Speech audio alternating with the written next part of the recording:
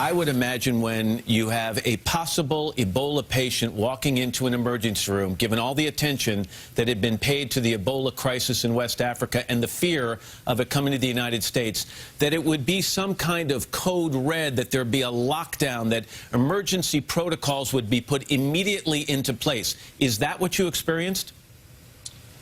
Well, first, I think we all have been watching too much TV because we never talked about Ebola, and we probably should have. You never talked about it prior to Mr. Duncan arriving? No, we never had a discussion. They gave us an optional seminar to go to, just informational, not hands-on. And it wasn't even suggested that we go. It wasn't, something that they said, you really should try to make it. It was, I believe, only offered once, if not twice. We never were told what to look for. And I just don't think that any facility in this country is prepared for that at this time. So when Mr. Duncan came to the emergency room, a possible Ebola patient, where was he placed? What kind of procedures immediately kicked into gear, if any?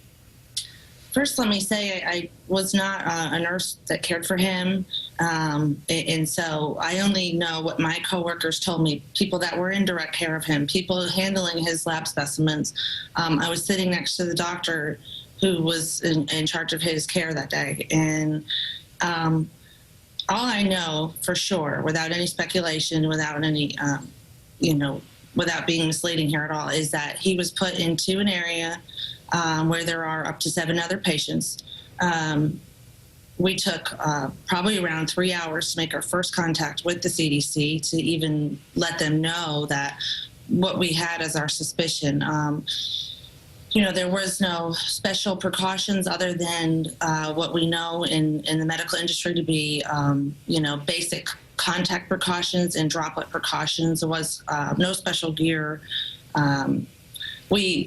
We were unprepared in the sense that we did not know what to do with his lab specimens. They were initially mishandled, and that's what the lab technician told me. And it was just a little chaotic scene. Our infectious disease department was contacted to ask, what is the protocol?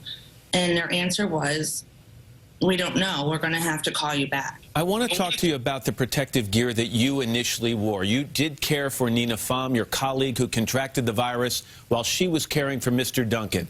And you described to me on the phone the equipment you were wearing. There was a shield and a mask, and there was some kind of a gown that covered your arms. You wore gloves and booties over your shoes. But there was a glaring difficulty or problem. There was a gap in your protective gear at your neck of several inches where your skin was exposed. Is that true? Just to clarify this very complicated story, initially we were advised to wear a gown front and back. By the time that I even partook in the Ebola situation in my hospital, we were already wearing what I guess would be hazmat suits. They were Tyvek suits. They were DuPont suits. And it was basically, just like you would have in a snowsuit or any hoodie, it would zip up to about here. And then from there, it would go into a hood up to around my face, like this, around my whole face. And then on top of that was a mask in front of me that would go under my chin to here. So from here to here was uncovered.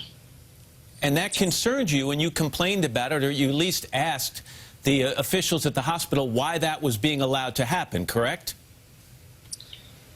In fact, I'll just be honest, I threw a fit. I just couldn't believe it, in the second week of an Ebola crisis at my hospital, the only gear they're offering us at that time, and up until that time, is gear that is allowing our necks to be uncovered. And I just flat out asked several infectious disease nurses, I asked the CDC, why would I be wearing 2 pairs of gloves, 3 pairs of booties, a plastic suit covering my entire body, and then leave my neck hanging out this much so that it can something can potentially go close to my mouth or nose. There are a lot of other hospitals in the Dallas area. Texas Health Presbyterian could have put a call out to those other hospitals saying, do you have the suits that protect the entire body? Why don't you think they did that?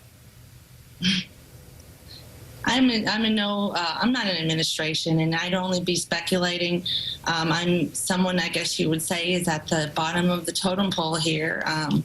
I only know what information trickles down to me, but I actually posed that same question to someone who identified himself as the vice president of our organization. I asked him, then good, you're the vice president, you can go and ask for the supplies that we need. And he advised me that he would call me back. I asked him for a contact phone number so that we could call someone more at the top of the totem pole here and ask them, for direct things that we need.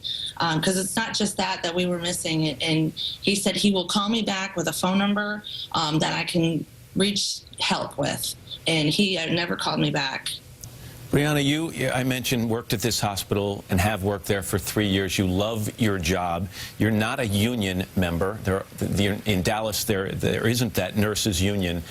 You're now saying things that are going to make a lot of people at that hospital look very, very bad. Are you worried about the fallout here? For you personally?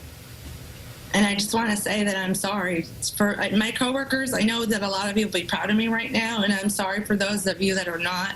But what I'm doing here is not wrong, and I don't believe anyone can argue that.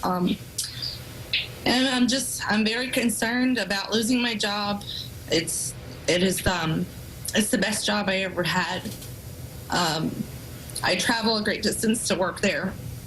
I don't live close to that hospital. I'm the breadwinner of my family. I'm terrified. I'm just like any other, the majority of middle class, working class people. I'm just a couple paychecks away from not being able to pay my mortgage, and I'm terrified about that. I don't know about my future there at that hospital or at any hospital. Bob, does she have any protection? Well, Matt, as you know, we're doing everything we can to protect her. She's what would be commonly known as a whistleblower, and we have a history in this country, these companies, when somebody comes out like this and blows the whistle on what's really going on, of retaliating against them. So, she's got a 7-year-old daughter, a 10-year-old daughter. She's the breadwinner in her family. And our law firm is doing everything we can to protect her at this point. But it's my hope that after the American people hear today what's going on at that hospital, that the country will come behind and support her. Briana, finally for you, you're in that 21-day period where you're monitoring your temperature a couple of times a day. Although, as I mentioned, there are no restrictions placed on you moving around right now. But if, and I don't, this is hypothetical, if you were to start to experience symptoms of Ebola, Texas Health Presbyterian Hospital would be the recommended hospital for you to go to for treatment. How would you feel about that? I've played that situation out in my head, and knowing what I know, I would try anything and everything to refuse to go there to be treated. I would feel at risk by going there. If I don't actually have Ebola, I may contract it there, is how I actually feel, and I would do anything to refuse to go there. Briana Aguirre and Bob Kelley, thank you both very much. I appreciate your time this morning.